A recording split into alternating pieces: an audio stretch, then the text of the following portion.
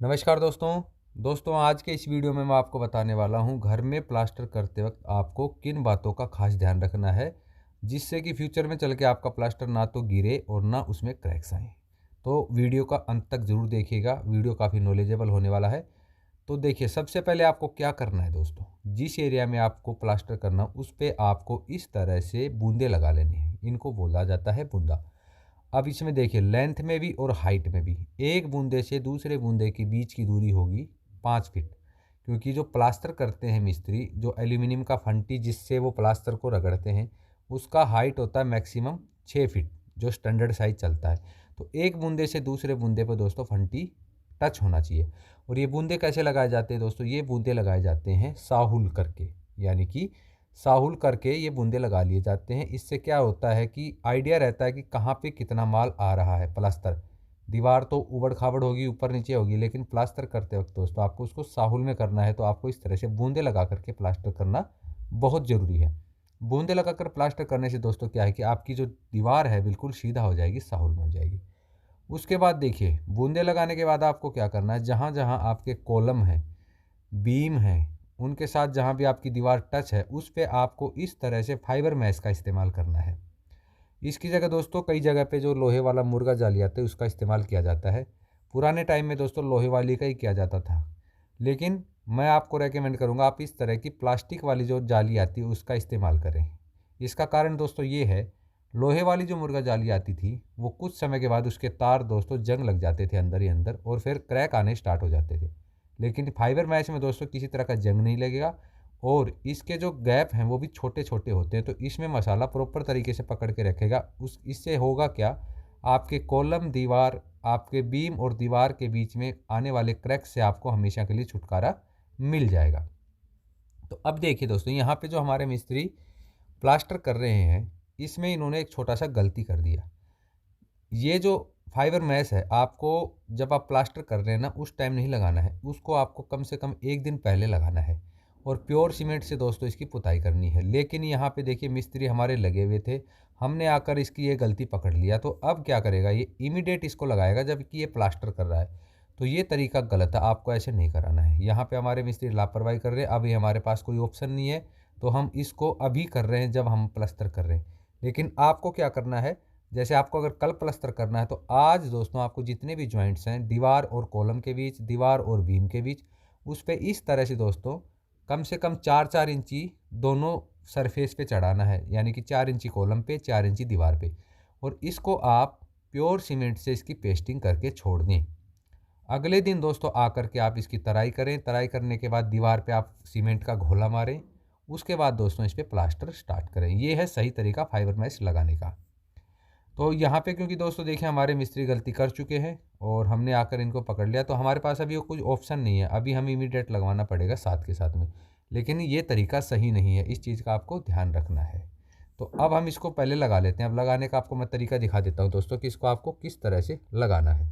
इसके लिए दोस्तों आपको कुछ नहीं करना है। जहाँ भी आपका जॉइंट है वहाँ से आपको 4-4 इंची एक्स्ट्रा, यानी कि 4 इंची आपका कॉलम पे चढ़ना चाहिए, 4 इंची आपका दीवार पे चढ़ना चाहिए। अगर आप इसको ज़्यादा ले लें एरिया को तो अच्छी बात है।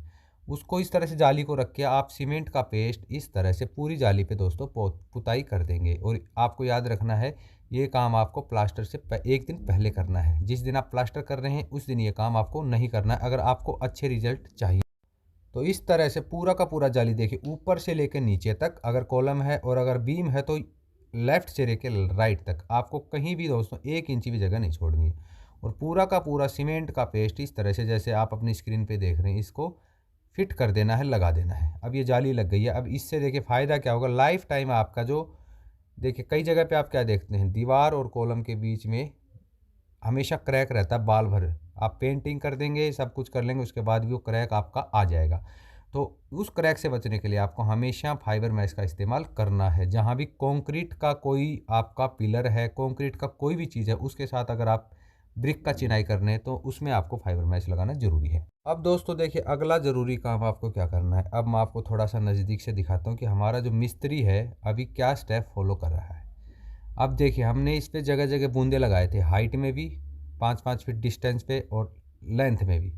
क्योंकि जो ये फंटी आप देख रहे हैं ना मिस्त्री के हाथ में एल्यूमिनियम का, ये होता है 6 फीट हाइट का। तो एक बूंदे से दूसरे बूंदे के बीच में इतना ही डिस्टेंस होना चाहिए कि जब हम फंटी रखें तो दोनों जो बूंदे हमने लगाए हैं उस पे फंटी टच करना चाहिए। अब एक बूंदे से दूसरे बूंदे के बीच इस तरह से देखिए, आपने जो मसाला छापा, तो सबसे पहले जितनी दीवार पे आपने मसाला छापा तो वहाँ जितने जितने बूंदे हैं ना दोस्तों आपने लगाए, पहले उनका आपको क्लियर कर लेना है। जैसे लेफ्ट में हमारे मिस्त्री ने करा, अब आगे ये कर रहा है। देखिए आपने देखा होगा बीच का एरिया छोड़ के चला गया और साइड में जा कर के दोस्तों कहीं ये इस फंटी को ऐसे घुमा रहा है। तो ये जहाँ पे बूंदे हैं ना दोस्तों वहाँ पे ये मिला रहा है। इससे क्या होगा देखिए, क्योंकि हमने जो पहले बूंदे लगाए थे ना वो इसी लेवल पे लगाए थे कि हमारा कहाँ पे कितना मसाला आ रहा है। ये वाले जो बूंदे ये देख रहे हैं आप, और ये आपको एक दिन पहले लगाने ताकि ये सूख के सेट हो जाएं। अगर आप ऐसे गीले गीले में लगाएंगे तो जैसे आप फंटी मारेंगे तो ये भी कट जाएगा, जैसे वो नॉर्मल मसाला कट रहा ना, ताज़ा मसाला, ये भी कट जाएगा, तो इसका कोई फ़ायदा नहीं रहेगा। तो बूंदे आपको एक दिन पहले लगाने हैं, वो सेट हो जाएंगे। अब इस पर आप कुछ भी रगड़ेंगे तो ये निकलने वाला नहीं, उसी लेवल पर रहेगा। तो बूंदे हमने साहुल में लगा लिए, प्लम्बोम करके लगा लिया। अब एक बूंदे से दूसरे बूंदे के बीच में मसाला लगा करके जब हम फंटी रगड़ेंगे ना दोस्तों, तो बीच में जो गैप बच गया उसमें उतना ही मसाला रुकेगा जितना बूंदे के लेवल में आएगा। एक्स्ट्रा मसाला दोस्तों कट जाएगा। तो इससे क्या होगा, हमारा पूरा का पूरा दीवार बिल्कुल सीधा आ जाएगा।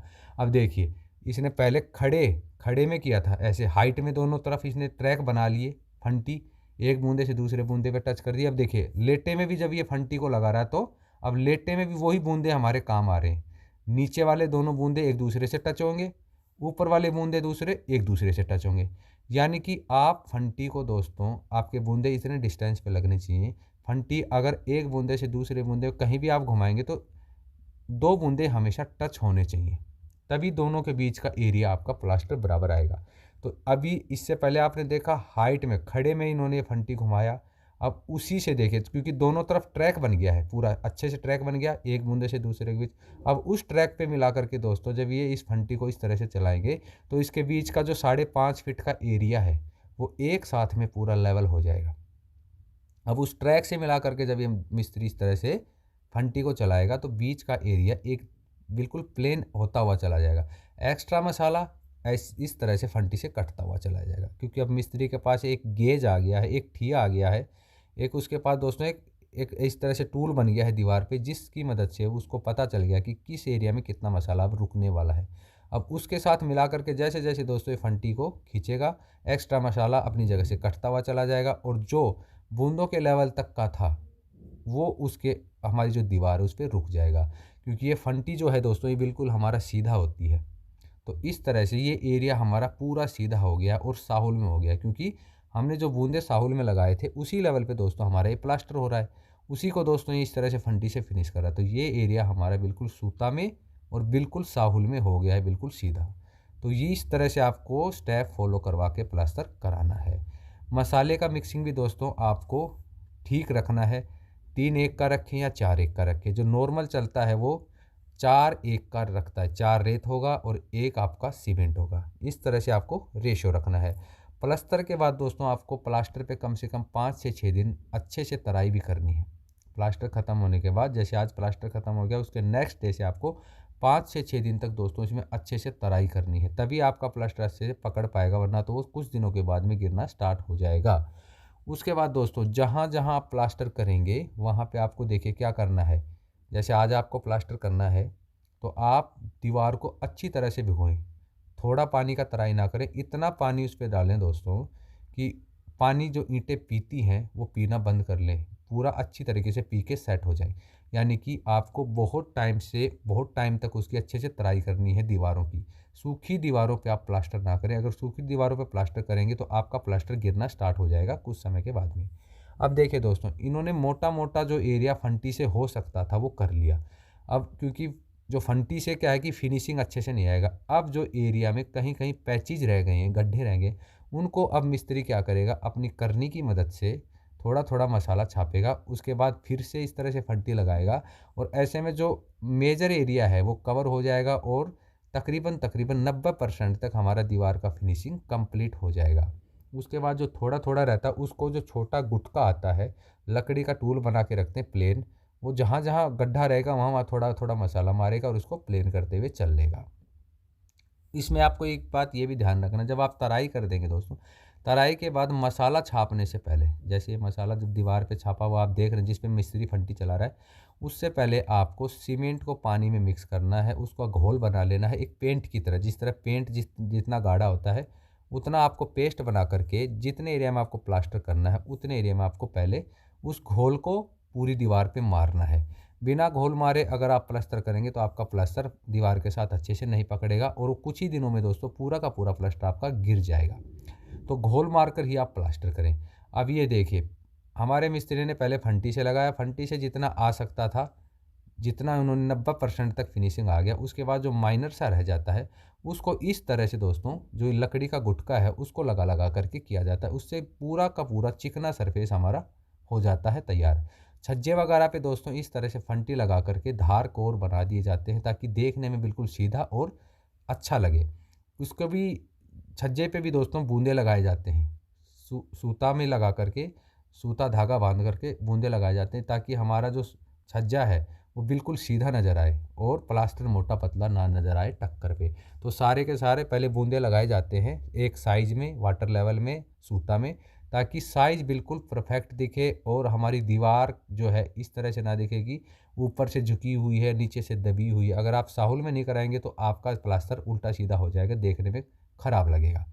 तो फंटी से होने के बाद दोस्तों देखिए लास्ट में क्या किया जाता है, इस तरह से करनी से थोड़ा थोड़ा मसाला लगा करके जहाँ जहाँ पैचेज हो गए उसको करनी से लगा करके और जो लकड़ी का गुटका होता है उससे फिनिश कर दिया जाता है और फाइनल में कुछ इस तरह से आपका प्लास्टर निकल के सामने आएगा। अब ये देखिए हमारा जो छज्जा था वो भी बिल्कुल सीधा है और उसका टक्कर जो है, उसका जो एज है वो भी एक साइज का हमारा प्लास्टर तैयार हो गया है। और ये दीवार देखिए, दीवार भी हमारा दोस्तों बिल्कुल फिनिश हो गया है, बिल्कुल चिकना हो गया है और ये हमारा बिल्कुल साहुल में और सूता में प्लास्टर हो गया है। उसके बाद जहाँ भी खिड़की दरवाजे हैं उस पे आप इस तरह से फंटी लगा करके, और फंटी जब लगाएंगे दोस्तों तो फंटी को ही साहुल में कर लेंगे, यानी कि जब ये फंटी लगाएंगे फंटी को साहुल में करेंगे। और जब क्योंकि फंटी साहुल में है तो इसके साथ मिला करके जो भी प्लास्टर करेंगे वो ऑटोमेटिकली साहुल में आ जाएगा। तो फंटी जहाँ भी ऐसे कोर धार बनाई जाती हैं उसको पहले फंटी को ही साहुल में लगा लिया जाता है ताकि हमारा प्लास्टर सही हो जाए। तो दोस्तों आपको घर में प्लास्टर इस तरह से स्टेप फॉलो करके कराना है ताकि आपके प्लास्टर में कभी कंप्लेंट ना आए, उसमें क्रैक्स ना आए, वो झड़े ना। आशा करता हूं दोस्तों आपको आज का वीडियो अच्छा लगा होगा। अगर ये वीडियो अच्छा लगा है और आप चाहते हैं आगे भी इसी तरह की वीडियो देखना तो इस चैनल को अभी से सब्सक्राइब कर लीजिए, क्योंकि इस चैनल पर आपको सिविल और इंटीरियर से जुड़े इसी तरह के इंटरेस्टिंग वीडियोज़ देखने को मिलते रहेंगे। अगर आपके मन में कोई सवाल है, आप मुझसे कुछ भी पूछना चाहते हैं तो आप मेरे को कमेंट सेक्शन में जाके कमेंट कर सकते हैं। जल्द मिलेंगे दोस्तों किसी ऐसी नई वीडियो के साथ में, तब तक के लिए बहुत बहुत धन्यवाद।